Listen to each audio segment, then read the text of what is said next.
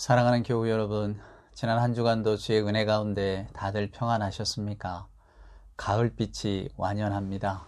단풍의 붉은 빛과 또 은행이의 노란 빛이 우리들의 이 눈을 향해 이렇게 스며드는 그런 가을날, 여러분은 어떻게 지내고 계시는지요? 이제는 코로나도 끝이 보이는 것 같습니다. 저희들 함께 얼굴 대하고 또 예배할 날도 그렇게 멀지 않은 것 같은데, 사랑하는 여러분, 정말로 시간은 엄정합니다. 흘러가고 또 흘러갑니다. 모든 것은 다 지나가리라고 하는 그런 말들이 정말 실감나는 그런 계절이고 또 날들이기도 합니다. 저와 여러분 변함없이 또 주일 아침을 맞아서 함께 예배하기 위해 모여 앉았습니다. 주의 은혜가 저와 여러분의 마음 가운데 가득하기를 소원합니다. 가을빛처럼 천천히 스며드는 우리 주님의 은총 가운데 그 기쁨 가지고 또 저희들 함께 예배할 때에 하나님이 주시는 평강이 저와 여러분의 영혼을 사로잡을 수 있기를 소원합니다. 우리 경배 찬송 같이 부르실까요? 찬송가 621장 찬양하라 내 영혼아, 찬양하라 내 영혼아, 찬양하라 내 영혼아, 온 마음과 정성 다하여 주 찬양하라. 경배하라 내 영혼아, 경배하라 내 영혼아, 온 마음과 정성 다하여 주 경배하라.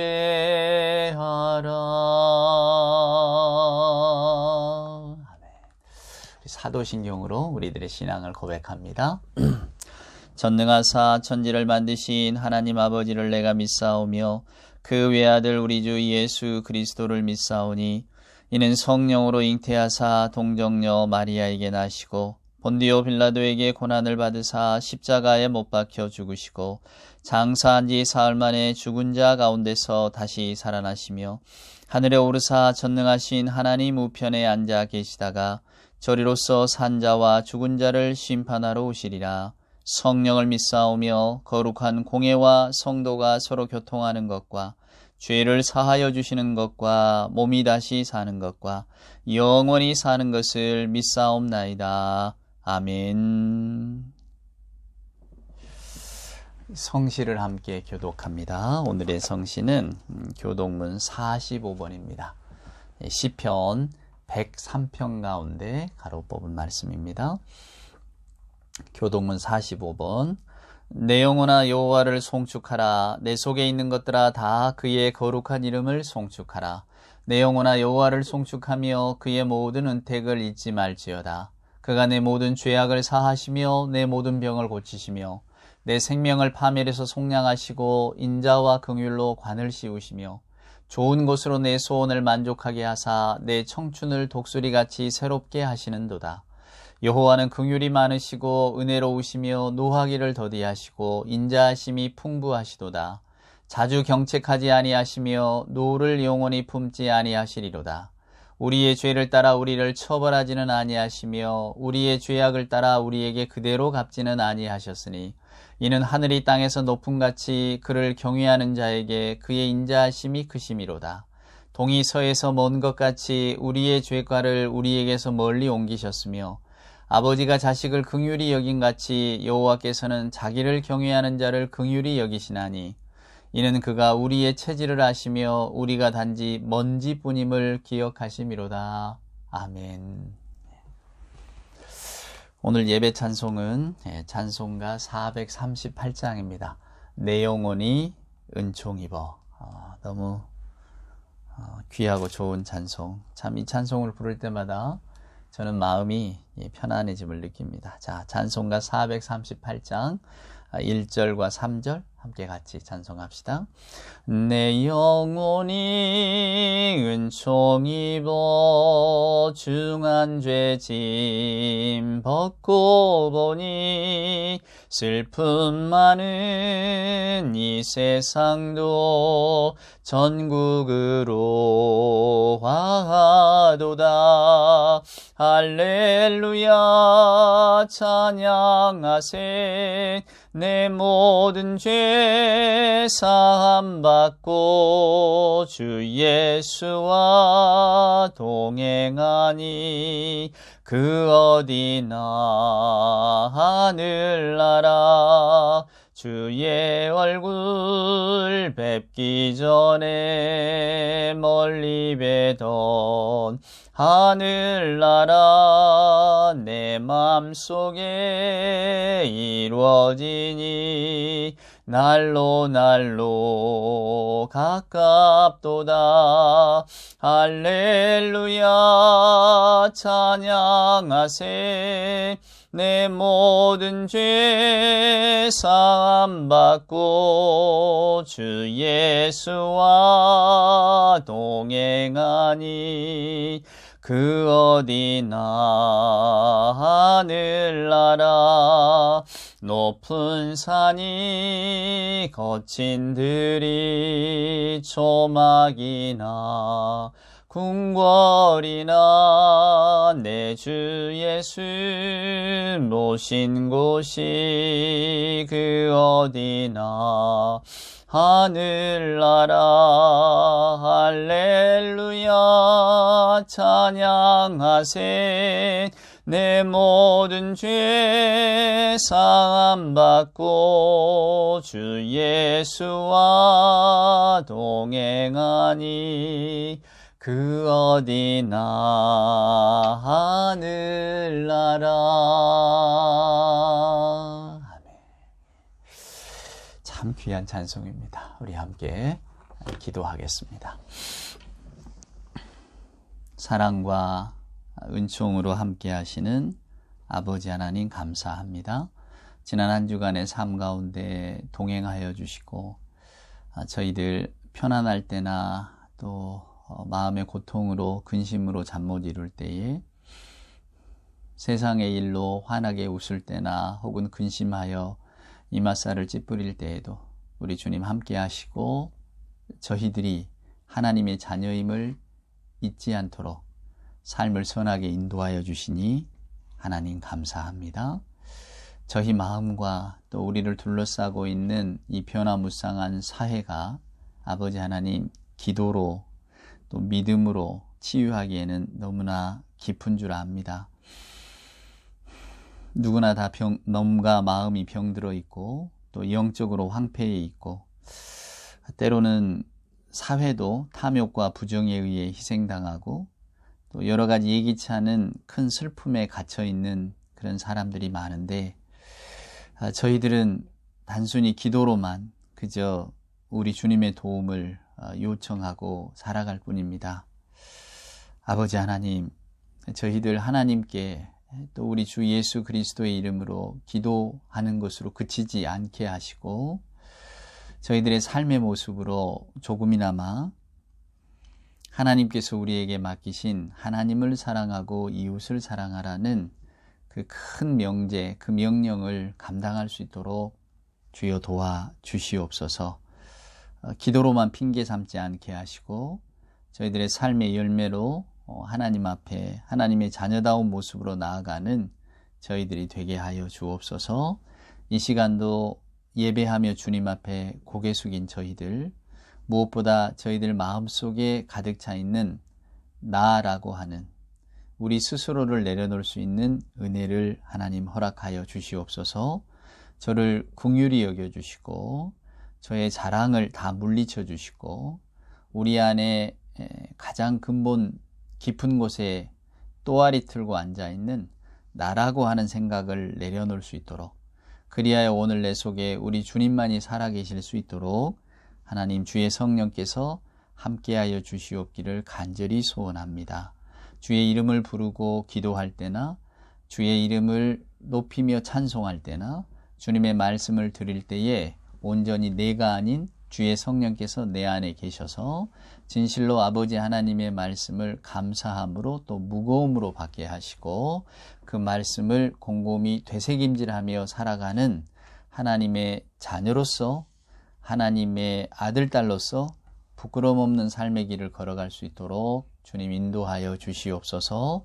저희들은 늘 연약하여 핑계가 많고 주저함이 많고 또 때로는 저희 마음 하나 다스리지 못하여 불만과 불편과 서러움 가운데 우리들의 아픔을 토해낼 때가 많사온데 오늘 이 시간만큼은 거룩하신 하나님, 영원하신 하나님의 나라, 그 천국의 휘양에 감싸여서 온전히 주님을 생각하고 주님이 주신 마음으로 주의 말씀을 듣는 우리 모두가 되게 하여 주시옵소서. 늘 십자가 없는 예수만을 믿기를 원하는 저희들에게 오늘 또 말씀을 통해서 십자가를 통한 주님의 구원이 얼마나 위대한가를 들려주시고 주 예수 그리스도의 부활의 소망이 우리 안에 가득 넘쳐날 수 있도록 주님 함께하여 주시옵소서. 예수님의 귀하신 이름으로 간절히 기도드리옵나이다. 아멘. 오늘 우리에게 주시는 하나님의 말씀은 오랜만에 시편에 있는 말씀을 한번 같이 읽기를 소원합니다. 우리 시편 129편입니다. 성전을 올라가는 노래라고 하는 부제가 달려있는 시편인데요. 자, 129편 한번 읽어볼까요? 이스라엘은 이제 말하기를 그들이 내가 어릴 때부터 여러 번 나를 괴롭혔도다. 그들이 내가 어릴 때부터 여러 번 나를 괴롭혔으나 나를 이기지 못하였도다. 밭가는 자들이 내 등을 갈아 그 고랑을 길게 지었도다. 여호와께서는 의로우사 악인들의 줄을 끊으셨도다. 무릇 시온을 미워하는 자들은 수치를 당하여 물러갈지어다. 그들은 지붕의 풀과 같을지어다. 그것은 자라기 전에 마르는 것이라. 이런 것은 베는 자의 손과 묶는 자의 품에 차지 아니하나니 지나가는 자들도 여호와의 복이 너희에게 있을지어다 하거나 우리가 여호와의 이름으로 너희를 축복한다 하지 아니하느니라. 아멘. 지붕의 풀과 같을지어다.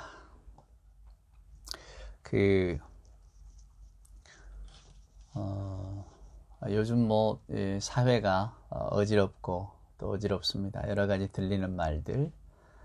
특별히 이제 우리를 힘들게 하는 것은 어떤 그 경제적인 문제들 아니겠습니까? 서민은 작은 돈 하나에도 눈물 짓는데 수백억, 수천억 이렇게 오고 간다는 이야기를 들을 때면 어떤 상대적인 박탈감과 함께 뭔가 사회가 잘못 가고 있다라는 생각을 우리는 갖게 됩니다. 그때 이제 우리 마음속에 찾아드는 그 감정이 이제 억울한 감정이죠. 세상은 저렇게 다 약삭빠르게 살아가는데 나만 이렇게 어리석은가? 나만 뒤처져 있는가? 다른 사람들은 쉽게 이익을 얻고 또 경제적인 부를 누리는 것 같은데 나는 자꾸 뒷걸음질 치고 있는가? 또 나만 우직하게 우리가 소의 걸음으로 걷는다고 하죠. 나만 그렇게 우직하게 걸어가고 있는 건 아닐까? 자본주의 사회와 내가 살아가는 이 삶의 자세는 뭔가 좀 어긋나 있는 건 아닐까? 이런 생각들을 아마 여러분은 종종 하시게 될 겁니다. 왜냐하면 예수를 믿다 보면 또 저와 여러분이 신앙인으로 살다 보면 뭔가 좀 재빠르기보다는 이 발걸음을 자꾸 묶는다는 느낌을 갖기 때문입니다. 이게 남들 사는 것처럼 살아갈 수 없는 뭔가 걸림돌이랄까요? 아니면 모래주머니? 왜 여러분 예적에 군에 가거나 아니면 뭔가 훈련할 때에 다리에다가 모래주머니를 차잖아요. 그러고 훈련을 하잖아요. 뭔가 무겁고 나중에 풀면 가벼우니까. 저희들에게는 이 말씀이라고 하는 모래주머니가 항상 달려있기 때문에 세상에서의 발걸음이 재지 못한 것 같습니다. 그래서 때때로 우리가 걷고 있는 길이 바른가? 이런 생각이 우리를 찾아올 때가 있죠. 오늘 읽은 이 시편 129편을 그래서 저는 떠올리고 또 묵상하게 되었습니다. 여러분 제가 요즘 그 대학의 한 강좌를 맡아서 청소년 심리와 문화라고 하는 그 과목을 가르치고 있습니다. 이제 나중에 청소년 지도사로 나가기도 하고 또 여러 가지 사회복지사로 나가기도 할 그런 어떤 그 소망을 품고 있는 분들에게 제가 이제 사회복지 상담과에 한 과목을 맡아서 지금 가르치게 됐는데요. 청소년 심리를 가르쳐야 되니까 우리가 쓰는 이제 대학에 교재가 있을 것 아닙니까? 주교재가 있고 참고도서가 많이 있는데 거기 보니까 한 장이 청소년과 사이버 문화예요. 사이버 문화. 요즘 아이들 다 이제 컴퓨터 뭐 이런 거, 이런 세계, 가상 세계 하잖아요. 그래서 저도 요걸 좀 이야기를 해야 되니까 저는 원래 이 사이버 또 뭐 이런 쪽에 별로 큰 관심을 제가 갖지를 못했습니다. 저는 우리가 후일담이라고 하잖아요. 역사 이야기나 우리 과거의 이야기. 그러니까 인문학이라고 하는 것이 좀 SF하고는 좀 거리가 멀잖아요. 저희들이 갖고 있는 특성도 그렇고. 그러다 보니까 별로 그런 데 관심을 두지를 못했는데 아무래도 이제 청소년 문화를 가르쳐야 되니까 거기에 좀 관심을 둬야 되겠더라고요. 그래서 거기에 관련된 책, 요즘 뭐 메타버스니 뭐 이런 것들, 뭐 추계 전환이니 뭐 하여간 요런 책들 뿐만 아니라 최근에 듄이라고 하는 영화가 개봉이 됐습니다. 언젠간 저도 꼭 봐야 됩니다. 아직 보지는 못했지만 그 SF 영화거든요. 그러니까 미래 세계를 그린 미래 세계 SF계에 하여간 최대의 역작입니다. 그래서 그걸 말을 해야 되겠는 거예요. 청소년에 대해 사이버 문화에 대해서 이야기를 하려면. 그런데 그 세계를 제가 잘 모르니까 그런데다가 이게 뭐 내용이 워낙 방대해서 그냥 영화만 보면 안 된대요. 공부를 하고 봐야 영화를 이해한다 그래서 그러면 도대체 이거 무슨 공부를 해야 되는가? 그리고 뭐 인터넷 유튜브 이렇게 찾아보니까 그 영화에 대한 해설들이 이야기가 많이 나왔더라고요. 아, 기가 막히던데요. 정말로 제가 그걸 공부하지 않고 영화를 봤더라면 영화 내용을 하나도 못 따라갈 뻔했습니다. 그러면서 문득 제가 느꼈던 게 우리 교우들께서 이런 심정으로 성경을 대할 때가 참 많이 있으시겠다는 생각이 들더라고요. 그러니까 저희들은 이미 이 성경의 세계에 익숙해져 있잖아요. 그러니까 성경 이야기를 쉽게 그냥 여러분에게 성경에 보면 이런 게 있습니다. 이렇게 이야기를 하는데 여러분은 익숙히 들어서 알고 있는 내용은 아시지만은 전혀 처음 보는 본문이라든가 아니면 보았어도 기억 속에 없는 본문을 대할 때에는 이런 생경함이 있겠구나, 낯설음이 있겠구나 하는 생각이 들더라고요. 그러니 아무리 그 영화가 좋다고 우리 보러 가자고 해도, 그리고 옆에서 저는 그거 보면서 이거 기가 막히지 않아요? 감탄을 해도 아니 뭘 앞뒤로 이어지는 내용을 알아야 내가 같은 감동을 느끼죠? 이러시겠다는 생각이 들더라고요. 오늘 이 시편의 이야기가 여러분 그렇습니다. 시편은 말 그대로 스토리를 따라가는 말씀이 아니잖아요. 이게 기도문입니다. 그때 어떤 주어진 상황이나 아니면 이스라엘의 공동체가 하나님 앞에 올리는 기도였단 말이에요. 그러니까 이스라엘 사람들은 다 알고 있죠. 오늘 이 시편 기자도 내가 왜 이런 기도를 지어서 하나님께 올리는지, 내가 왜 이런 기도를 드리는지 안단 말이에요. 근데 우리는 벌써 시공간, 뭐 수천 년, 또 우리는 이스라엘의 민족의 역사를 잘 모르잖아요. 우리가 이스라엘 민족은 아니니까. 그러니까 이 세계에 들어가기가 얼마나 힘드냐 그 말입니다. 그래서 이게 성경 안내자가 좀 더 친절해야 되겠구나 그런 생각도 들었고요. 또 아까 말씀드린 그 듄이라고 하는 영화의 그 유튜브 뭐 안내서들을 보니까 잘 만들었더라고요. 제가 도전을 받았습니다. 이렇게 영화를 설명하기 위해서 예를 쓰는데 도대체 나는 뭔가. 그래서 오늘 제가 이 시편 129편을 조금 더 자세하게 좀 설명을 드려볼까 합니다. 이 내용을 아시면 여러분들의 감동이 조금 더 크게 다가오실 거니까요. 자, 아까 제가 이 시편 129편을 읽으면서 이게 성전을 올라가는 노래다라고 말씀을 드렸잖아요. 그러니까 이스라엘에게는 3대 절기가 있습니다, 여러분. 이스라엘의 역사 속에 그들이 잊어버리지 말고 우리가 하나님의 백성이고 하나님의 자녀임을 기억하자고 하는 3가지 명절이 있어요. 명절이. 우리 같으면 추석, 구정 이렇게 이야기하듯이. 하나는 6월절이고 이게 이스라엘이 나올 때잖아요. 출애굽할 때잖아요. 그리고 하나는 77절입니다. 광야에서 이제 이런 것들을 기억하면서 하는 첫 번째 이제 곡식 나오고 이 여간에 드리는 장막에서 나와서 드리는 절기거든요. 그 다음에 이제 초막절, 뭐 보통 장막절이라고 합니다만 이제 초막절. 요 3개가 큰 줄기예요. 이스라엘 사람들은 세계 각지에 흩어져 살았잖아요. 이게 오늘 여기 본문에 나오는 내가 어릴 때부터 여러 번 나를 괴롭혔다. 그리고 뭐 밭 가는 자들이 내 등을 갈아 그 고랑을 길게 지었다. 여러분 어려서 혹시 농사 지어 보셨으면 이렇게 밭을 갈면 그 소가 갈든 사람이 힘으로 갈든 이렇게 그 도구가 지나가는 데마다 땅이 이렇게 파헤쳐지잖아요. 파헤쳐지잖아요. 근데 그게 지금 내 등에 났다 그 말이에요. 그러니까 등에 맞은 채찍질을 한번 생각하시면 될 겁니다. 우리 예수님이 맞은 채찍질도 그냥 채찍이 아니잖아요. 가죽 채찍이 아니라 그 가죽 끝에다가 다 가시 같은 얇은 그 돌멩이 같은 걸 달아서 이게 맞고 땡기면은 이게 살점이 다 뜯겨져 나가는. 그래서 내 등이 마치 밭고랑처럼 이렇게 갈라졌다 그 말입니다.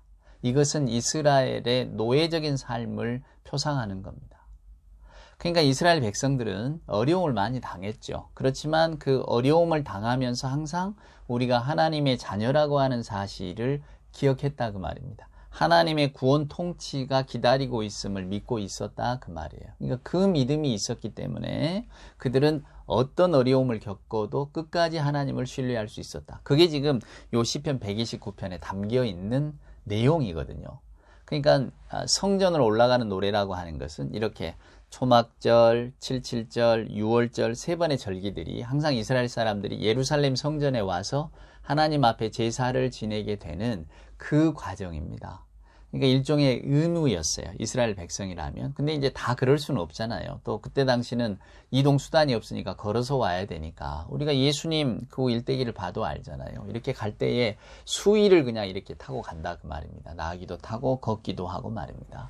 그러니까 세 번의 절기가 있지만은 다 예루살렘 성전에 올라올 수는 없는 거죠. 그래서 이제 이스라엘의 성인 남자들에게는 그냥 1년에 한 번쯤 오면 된다. 이렇게 종교적인 의무를 이렇게 면해주기도 했는데요. 근데 이제 그 성전에 올라갈 때마다 그냥 올라가느냐면 올라가는 게 아니고 이스라엘 사람들이 노래를 부르며 갔다는 겁니다. 우리가 왜 그 밭에서 옛적에 노동요라고 그러죠. 농사를 짓고 뭐 모내기를 하고 뭐 할 때에 힘드니까 이걸 잊어버리려고 노래를 부르잖아요. 그게 노동요인데 그런 것처럼 이스라엘 백성들이 이렇게 쭉 하나님의 성전에 올라가면서 부르는 노래가 있었다 그 말입니다. 그게 뭡니까? 이제 일상의 삶을 벗어난 거잖아요. 그리고 이제 이제 예루살렘의 성전에 올라갈 때에 현실의 삶을 잊어버리고 하나님의 세계를 바라보는 거죠. 저는 목회 활동하면서 소원이 하나 있었어요. 제가 그 막연한 소원이지만은 왜 우리가 절에 여러분 가보면 그 일주문이라고 하는 게 있습니다. 그러니까 이렇게 산길을 따라 올라가다 보면 절 입구에 큰 문이 나와요. 그리고 그 문을 이제 통과하면서 이제 쭉 이제 그 절 본체가 있는 곳으로 대웅전 뭐 이런 데로 올라가잖아요. 근데 그 문과 길이 있는 것이 뭐냐면 결국 일주문이라고 하는 것 자체가 갖는 의미가 여기서는 이제 속세의 때를 벗어버리고 이제 신성한 공간으로 들어왔으니 이제 신성한 자세로 마음이 정갈한 모습으로 욕심 다 내려놓고 들어오십시오라고 하는 그것을 의미하는 길이거든요. 저는 그걸 참 굉장히 좋게 생각을 했어요.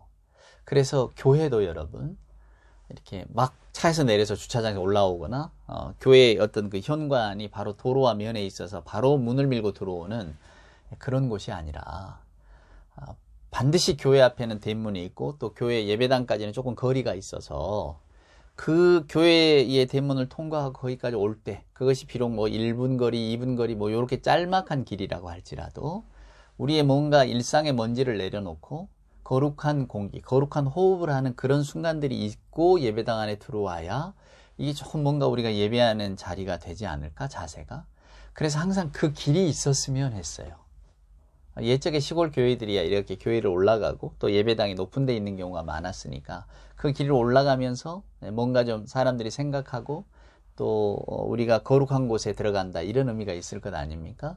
그런 소망. 그래서 교회가 만약에 존재한다면 그런 교회에서 목회를 해보고 싶다. 좀 거리, 사람들이 이렇게 혼자 좁은 길이어야 돼요. 넓은 길이 막 떠들면서 오면 안 되니까 혼자나 둘만 이렇게 걸을 수 있는 마치 오솔길처럼 그렇게 해서 이렇게 올라오면서 잠깐만이라도 그 잠시 잠깐의 순간만이라도 내가 지금 하나님께 예배하러 가지라고 하는 마음을 좀 가질 수 있는 일종의 뭐랄까요? 그 인터벌이죠. 처음에 시작할 때 그런 공간이 좀 있었으면 좋겠다 꼭 생각을 했었습니다. 근데 지금 오늘 이 이스라엘 사람들이 이제 예루살렘 성전을 향해 올라갈 때, 절기를 맞아서 올라갈 때에 이런 시편을 부르면서 자신들의 삶을 정리하고 자신들을 돌아보는 겁니다. 특별히 오늘 이제 이 129편은 자, 이스라엘은 이제 말하기를 그들이 내가 어릴 때부터 여러 번 나를 괴롭혔다. 이 말은 여러분 지금 뭐 학대받고 자랐는데 내가 지금 뭐 건강해 이런 의미가 아니고요. 더 깊은 이스라엘의 역사를 보셔야 됩니다. 이스라엘이 주변의 사람들의 주변의 민족들에게 고통을 많이 받았잖아요. 뭐 우리 민족하고 빗대어서 보면 좀 이해가 쉬우실 겁니다. 제가 그때 군종 목사로 있을 때 한번 우리나라 이렇게 역사들을 보니까요. 공식적으로 기록된 게 한 1000여 회 가까이 되더라고요. 뭐가 1000여 회냐? 우리가 외부 세력으로부터 침략을 받은 전쟁의 숫자가 무려 한 1000여 회가 되더라고요. 그러니까 뭐 우리는 뭐 임진왜란, 병자호란 이렇게 큰 전쟁만 기억하는데 그게 아니고요. 이제 조그만하게 뭐 왜구가 침략이 왔다든지 아니면 북방의 여진족이라든가 뭐 이런 민족들이 막 들어와서 약탈해 간 거라든지 그런 것들. 그래도 좀 굵직굵직한 것들 이렇게 쭉 연구해 낸 걸 보니까 한 960몇 회던가. 그러니까 한 1000여 회 가까이 되더라고요. 괴롭힘을 많이 당한 거죠, 여러분. 누군가가 뭔가를 내 목숨을 노리고 내 재물을 노리고 이렇게 습격을 한다는 건 편안한 사태는 아니잖아요. 더군다나 이스라엘은 두 번 출애굽, 바벨론, 애굽, 바벨론 두 번의 어떤 노예 식민지 생활을 겪었잖아요. 그때 당시에 여러분 노예나 식민지는 그냥 노예는 끌려가서 자기 모든 걸 다 잃는 겁니다. 종으로 사는 거예요. 주인의 말 한마디에 목숨이 왔다 갔다 하는, 그러니까 자기 결정권이 없는 그런 삶을 살아야 되니까 오죽하면 등에 마치 밭고랑에 이렇게 홈이 패이듯이 내 등에 늘 채찍 자국이 그냥 가시질 않았다. 깊게 패였다. 지금 이렇게 고백하잖아요. 그러니까 이스라엘 사람들은 이 불행한 역사, 아픈 역사를 갖고 있기 때문에 자, 이런 찬송을 함께 부를 때에 다 안다 그 말이에요. 그러니까 오늘 우리가 읽을 때 어릴 때부터 나를 괴롭혔다고. 그럼 도대체 이 사람은 뭔가 어릴 때 학대받은 사람인가? 요즘 뭐 어린아이들 학대 사건이 자꾸 나오고 뭐 그때마다 우리들 마음을 아프게 하는데 혹시 이 시인도 그런 고통을 당한 사람인가? 아동폭력? 유년기의 박해? 그런 경험이 있나? 그게 아니고요. 이스라엘 사람들의 역사를 이야기합니다. 근데 여러분 중요한 것은 그 다음 구절 보세요. 2절 보세요. 여러 번 나를 괴롭혔으나 나를 이기지 못했다. 밭 가는 자들이 내 등을 갈아 고랑을 길게 지었지만은 나를 이기지 못했다 그거예요. 이유는 뭐냐? 4절에 보니까 여호와께서 의로우사 악인들의 줄을 끊으셨다. 우리 하나님이 의로우시기 때문이다. 오늘 시편 기자는 그것을 믿고 있는 겁니다. 유대인들의 역사를 이렇게 보면 여러분 이렇게 예수님 이후에도 이제 뭐 쭉 지금에 이르기까지 특별히 이제 그게 극대화로 돼서 나타난 게 2차 대전의 그 독일 나치의 어떤 유대인 대학살 홀로코스트 사건이었잖아요. 근데 그때만 그럼 유대인들이 핍박을 받았냐? 그게 아닙니다. 그 전에도 계속해서 유럽에서 유대인 핍박 사건이 있었어요. 매해 뭐 큰 사건들이 한 100년 단위로 큰 어떤 뭐랄까 박해 사건, 유대인들 집단 학살 사건들이 계속 있어 왔습니다. 근데 이제 2차 대전 때 하도 크게 이제 터졌기 때문에 우리가 홀로코스트를 다 기억하죠. 그러니까 아프고 슬픈 역사를 가진 민족이란 말입니다. 그런데 그들은 뭘 믿고 있느냐면 여호와는 의로우시다 이거예요. 그래서 그들은 나를 이기지 못했다. 얼마나 놀라운 고백인지 모릅니다. 오늘날의 저와 여러분이 제가 서두에도 이야기했습니다만은 우리는 어쩐지 좀 그 시대에 뒤떨어지는 것 같은 우리가 예수 믿는 사람으로 제대로 살아가려면 시대하고는 불화하는 게 맞습니다. 왜냐하면 시대는 더군다나 우리가 살고 있는 이 자본주의 시대는 인간의 욕심이 극대화가 되어 있잖아요. 인간의 욕심이 극대화되어 있다는 건 뭐냐면 우리가 원하는 것을 추구하는 방향이 어떤 건지 너무나 잘 알고 있다는 겁니다. 사회가. 그래서 그런 쪽으로 우리를 끌고 갑니다. 그래서 우리는 마치 멱살이 잡힌 것처럼 코가 깨인 것처럼 그냥 끌려갈 수밖에 없어요. 목사님 저는 신앙으로 이길 수 있습니다. 그거는 아주 특별하고 또 특별한 분이고요. 저를 비롯해서 대부분의 우리는 지금 코가 끼인 채 멱살이 잡힌 채 끌려가고 있습니다. 끌려가면서 자꾸 내 신발이 떨어졌는데 내 옷이 하나 떨어졌는데 마치 주님의 말씀을 기억하면서 내가 이렇게 끌려가는 거 맞지 않는 것 같은데 그러니까 앞장서서 가기는 좀 민망하고 어쩔 수 없이 편승을 하긴 했습니다만은 그래도 한편으로는 뭔가 좀 꺼림칙하게 남는 그게 지금 현재 저와 여러분 우리 예수 믿는 분들의 포지션이거든요. 그러니까 아예 여러분 성공합시다. 성공해서 예수 이름을 높입시다. 이렇게 말씀하는 분들은 그냥 너무 세상과 이렇게 가까이 가버린 분들이고요. 그나마 조금이나마 성경 말씀을 붙들려고 하는 분들은 그냥 사회가 이러니까 내가 여기에 끌려가기는 하지만은 그래도 늘 좀 뭔가 마음에 무거움이 있다. 이렇게 생각하는 것이 이런 감정이 드는 게 여러분 맞습니다. 자본주의라고 하는 것, 우리가 지금 살아가고 있는 세상은 항상 나를 크게 만드는 세상이거든요. 나를 크게 만들어야 좋다, 선하다고 인정받는 세상. 근데 성경은 하나님의 세계는 나가 없어져야 되거든요. 이게 어려운 겁니다, 여러분. 참 어려워요. 나를 내려놓고 자기 어떤 확신, 자기 과시, 자기 연민, 자기 집중에서 벗어난다는 게 얼마나 어려운 일입니까? 그래서 우리는 성경과 늘 정반대의 길을 나도 모르게 쫓아가고 있는 겁니다. 그게 편안하니까요. 내 마음이 편안한 겁니다. 세상이 다 그리 가면 나도 그리 가는 게 편하잖아요. 우리 예수님 말씀처럼 우리는 좁은 길은 가라고 말씀하시지만은 넓은 길이 좋아 보이는 게 우리들의 마음 아닙니까? 세상에 넓은 길이 여기 있는데 이 좁은 길로 가기가 고통스러운 거죠. 그래서 우리는 그냥 이 넓은 길을 가는 게 가장 편안합니다. 그래서 그 길을 항상 이렇게 바라보고 있죠. 근데 오늘 말씀을 읽을 때마다 우리가 생각하는 겁니다. 아니야, 세상이 의로운 게 아니라 우리 하나님이 의로우시지. 이게 이스라엘 사람들을 살게 하는 가장 깊은 믿음의 고백이었구나. 그런 느낌을 우리가 받아야 합니다. 지금 오늘 이 이스라엘 사람들이 여러분 자기들의 삶을 살아요. 이스라엘 사람들이라고 뭐 여러분 이때 구약의 백성들이야 다 하나님만 보고 살았겠습니까? 전혀 그렇지 않습니다. 예나 지금이나 우리와 별반 다를 바가 없어요. 사람들이 행복을 느끼는 거나 불행을 느끼는 것 옛사람의 감정이나 지금의 우리 감정이나 다 똑같습니다. 물질 문명이 발달해서 차이가 난다고 느낄 뿐이지 우리들의 감정, 행복도 뭐 희로애락을 느끼는 그런 마음들은 다 똑같다 그 말입니다. 그런데 오늘 이스라엘 사람들도 그냥 어떻게든 잘 살아보려고 또 더군다나 포로로 끌려간 사람들은 더 자유함을 갈망할 것 아닙니까? 더 좋은 밥상을 늘 기대할 것 아닙니까? 그렇게 세속의 욕망 가운데 살다가 이렇게 성전을 올라가야 될 때가 되면 성전을 향해 올라가면서 이제 노래를 부르는 겁니다. 자, 그들의 암울한 역사가 이 노래 속에 들어 있습니다. 우리가 지금 박고랑이 이렇게 파이든 내 등에 채찍 자국이 파여 있지만은 그러면 나는 이렇게 살다가 죽을 인생이고 내게는 소망이 없는가? 아니다. 내게는 하나님이 계시다. 그래서 그들은 나를 이기지 못한다. 이렇게 이야기를 합니다.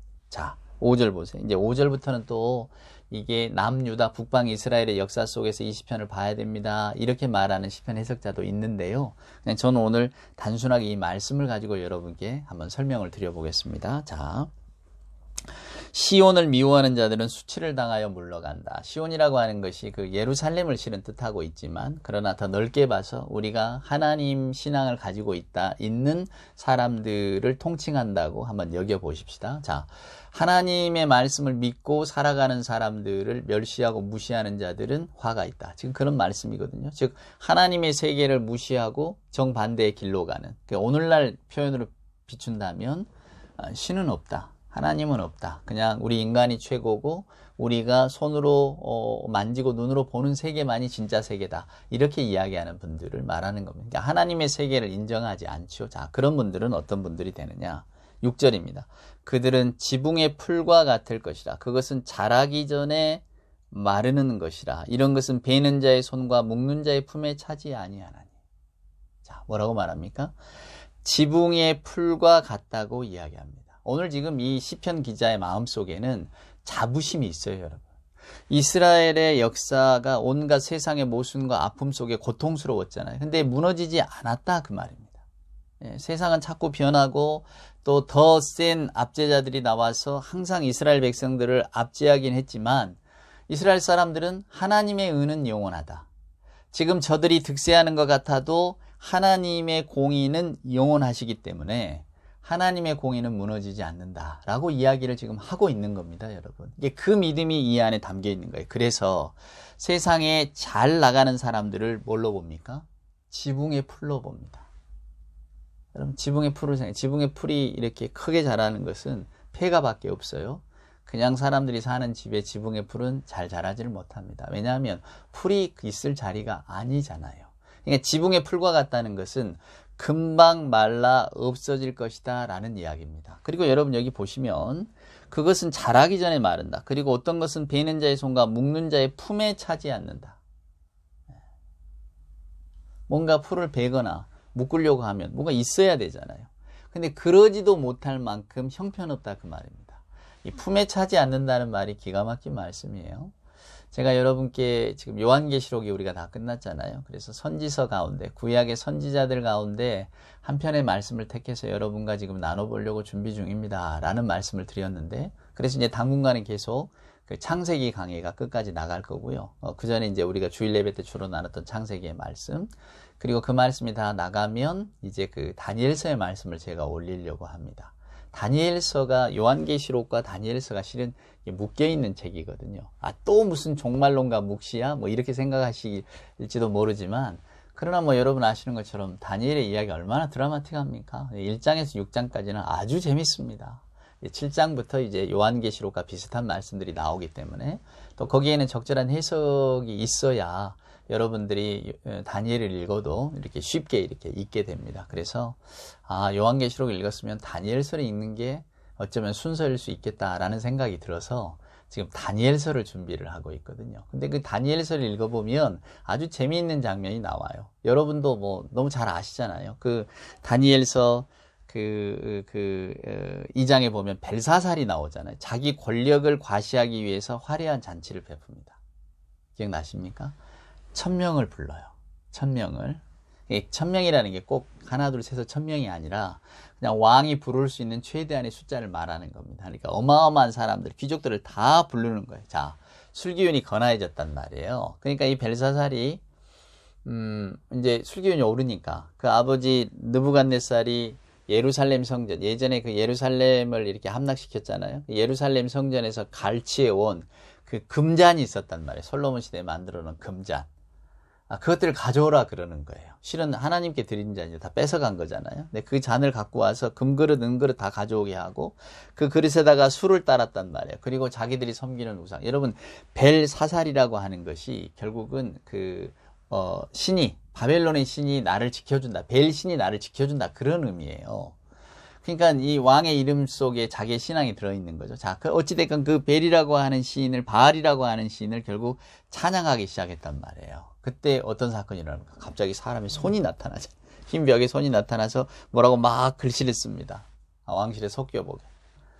왕의 얼굴이 갑자기 창백해지죠. 왜냐하면 뭐 전혀 예상치 않는 장면이니까. 그런데 거기에 있는 글을 해독할 사람이 없는 거예요. 지금 다 공포에 사시나무들 떨고 있는데 아무리 거기 모인 바벨론의 지혜자들 다 불러놓고 이걸 해석해 보라 그래도 누가 해석할 수 있는 사람이 있나요? 없죠. 근데 신하 중에 한 사람이 다니엘을 이야기합니다. 다니엘 알 겁니다. 그 사람 부르세요. 다니엘이 옵니다. 그래서 해독해 주잖아요. 그 말이 뭡니까? 메네 데겔 우바르신. 우는 그냥 그리고니까 바르신이에요. 그러니까 메네 데겔 바르신인 거거든요. 벽에 쫙 그 글씨가 쓰였다 그 말이에요. 그걸 해석해 주는 겁니다. 메네라고 하는 것은 하나님께서 이렇게 계산해 보시니까 끝났다는 거예요. 무슨 이야기입니까? 너의 시대는 끝났다 그 말이에요. 메네. 자, 너의 시대를 이렇게 하나님이 이렇게 보니까 끝났어. 그런데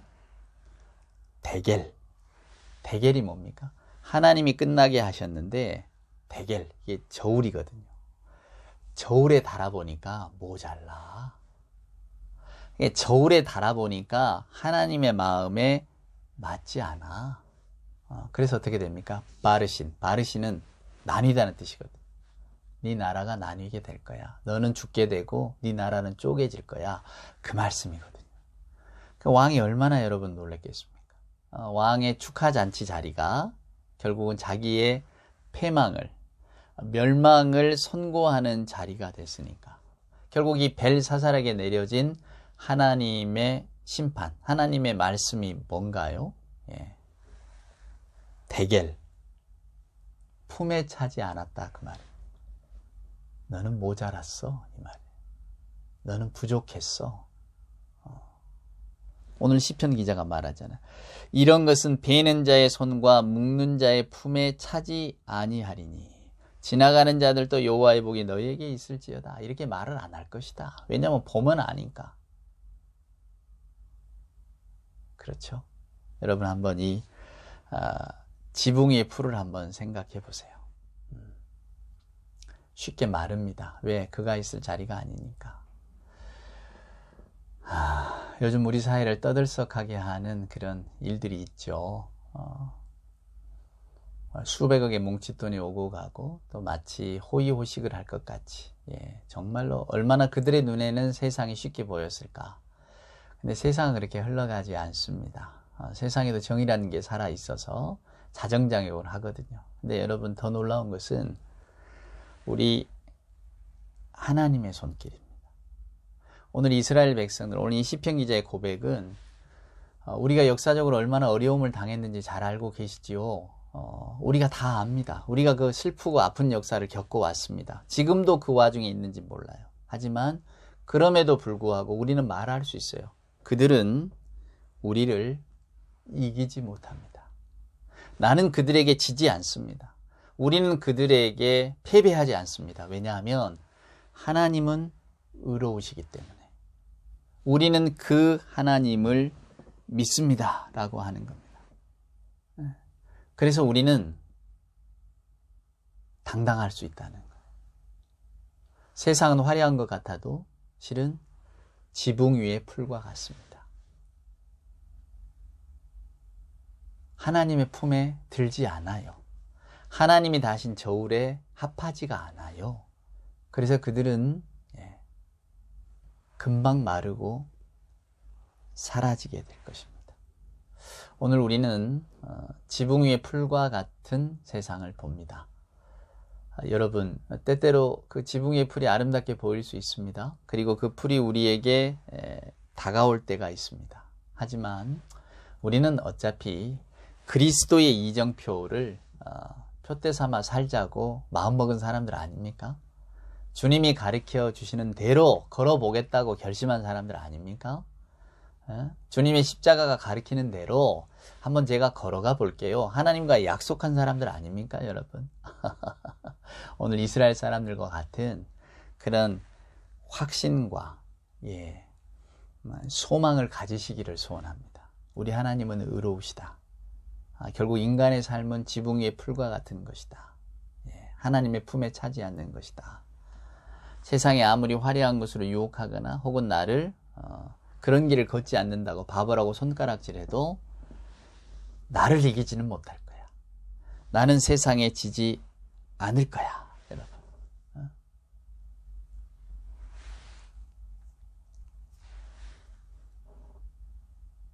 흔들리면 세상이 흔들리는 거지.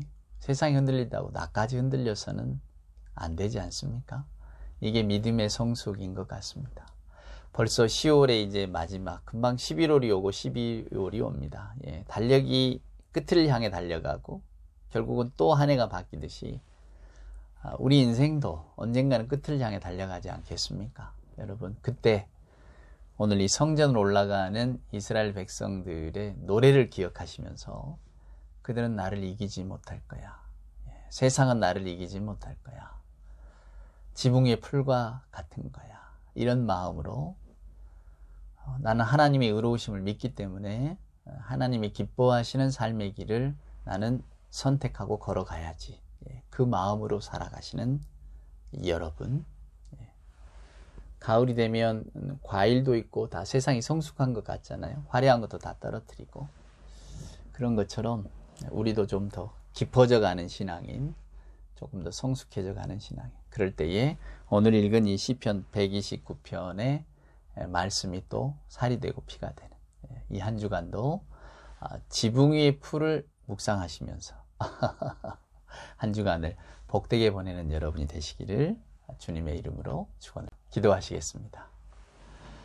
이제는 우리 구주 예수 그리스도 크신 은혜와 아버지 하나님의 만극하신 사랑하심과 자비하신 성령님의 함께하심이 예배를 함께하고 기도를 올리며 또 주신 말씀을 내 삶의 자양분으로 삼아 이 말씀을 붙들고 살기를 소원하는 예배하는 모든 교우들 머리머리 위에와 저들의 삶의 자리와 기도의 제목과 저들의 소망 위에 주님 사랑하시는 복된 교회 위에 이제로부터 영원 무궁토록 함께하여 주옵기를 간절히 축원하옵나이다. 아멘.